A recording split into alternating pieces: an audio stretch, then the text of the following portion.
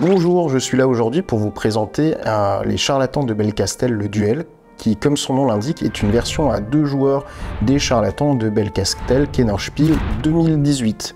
Ici, vous allez vous affronter pour gagner le titre de maître de la guilde des charlatans, et pour cela, il faudra être le joueur ou la joueuse à avoir soigné le plus de patients.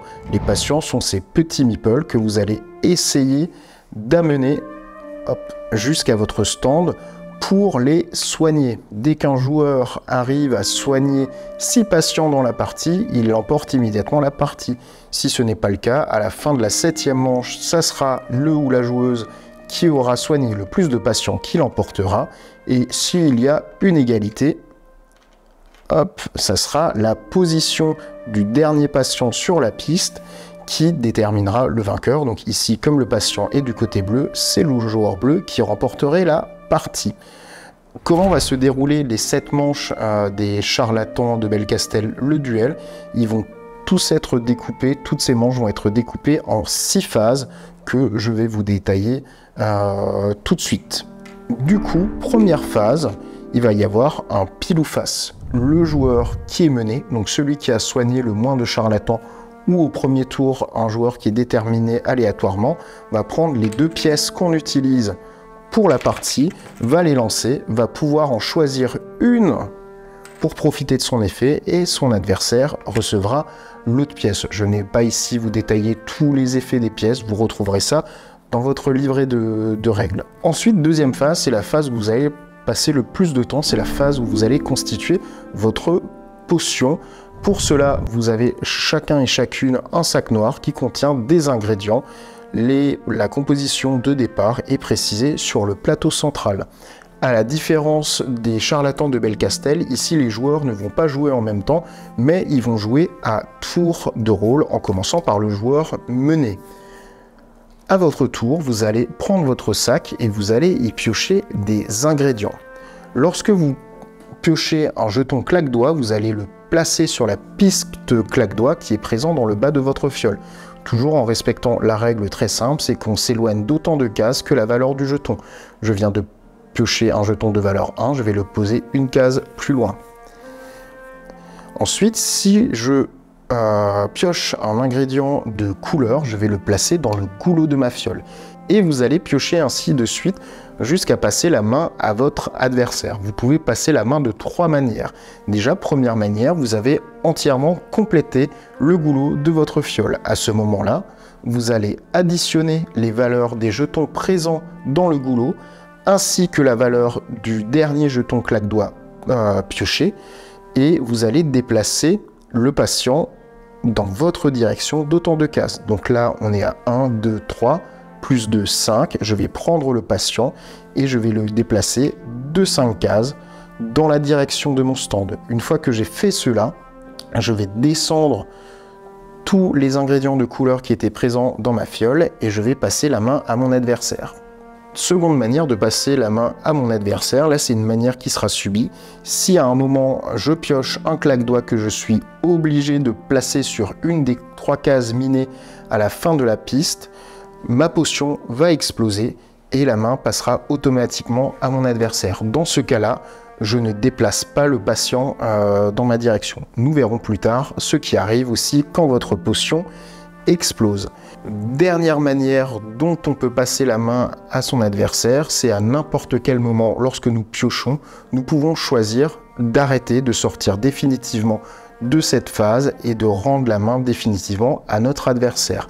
À ce moment-là, comme pour quand on complète le goulot de la fiole, on va additionner la valeur de tous les ingrédients présents ainsi que la valeur du claque-doigt et on va déplacer le patient d'autant de cases que la somme des valeurs. Dans cette deuxième phase, les joueurs vont jouer ainsi de suite, vont se redonner la main jusqu'à ce que les 2 joueurs aient soit définitivement passé leur tour, soit ont vu leur potion exploser. Troisième phase qui est indiquée par ce petit symbole qui représente une fiole. Il faut savoir que tous les ingrédients de couleur ont des effets différents. Normalement, tous les ingrédients de couleur se résolvent lorsqu'on place le jeton dans la fiole, à l'exception pour la partie d'initiation de l'œil du pan qui est indiqué par ce petit symbole-là. Donc dans cette troisième phase, on résoudra tous les effets des ingrédients qui ont le même symbole que celui présent sur la piste. Quatrième phase, c'est une phase d'échange commercial.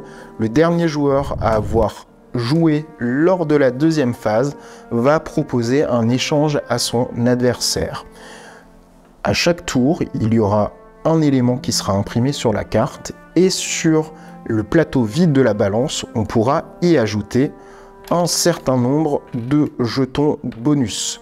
Sur les cartes utilisées pour les premières parties, nous mettons une suggestion d'échange équilibré si vous avez du mal à évaluer l'échange. Imaginons, je suis la recommandation du jeu et je place ces 4 jetons bonus là.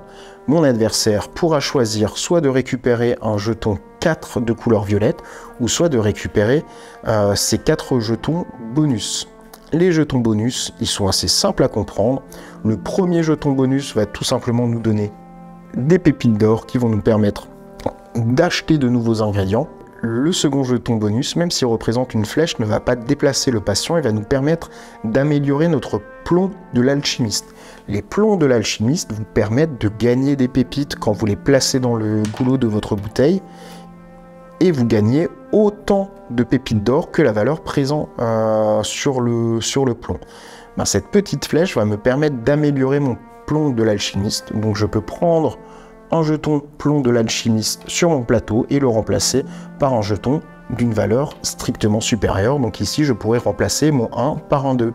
Et vu que j'en ai 2, je pourrais soit choisir de remplacer le 1 par un autre 2 ou le 2 que je viens de récupérer par un 3. Une fois qu'on a réalisé l'échange, que tous les joueurs ont pris ce qui leur revenait, on va tout simplement retirer la carte et on fera apparaître la carte qui sera utilisée pour la deuxième manche. Cinquième phase, c'est une phase d'achat. Au fur et à mesure des phases précédentes, vous aurez accumulé un certain nombre de pépites d'or que vous pourrez utiliser à ce moment-là pour acheter des ingrédients. Les coûts d'achat des différents ingrédients sont rappelés sur les cartes. Vous pouvez acheter autant de jetons que vous le souhaitez avec la seule contrainte de ne pas acheter 2 jetons de la même couleur. À la fin de cette phase, vous ne pourrez garder qu'une pépite d'or pour la manche suivante. Toutes les pépites excédentaires retourneront dans la réserve. Sixième et dernière phase, il s'agit d'une phase d'entretien où vous allez récupérer tous les jetons présents dans votre fiole ainsi que les jetons que vous venez d'acheter pour les replacer dans votre sac pour la manche suivante. Donc au fur et à mesure des manches, vous allez avoir dans votre sac des jetons de plus en plus puissants qui vous permettront d'aller de plus en plus loin et d'avoir des effets de plus en plus forts. Vous remettez également les pièces dans la fontaine pour qu'elles soient utilisées au tour suivant et vous êtes prêt à commencer une nouvelle manche. Pour finir cette explication, il nous reste donc 3 petits éléments à voir. Déjà, que se passe-t-il quand votre potion explose? C'est rappelé sur votre livre d'ingrédients correspondant au claque-doigt.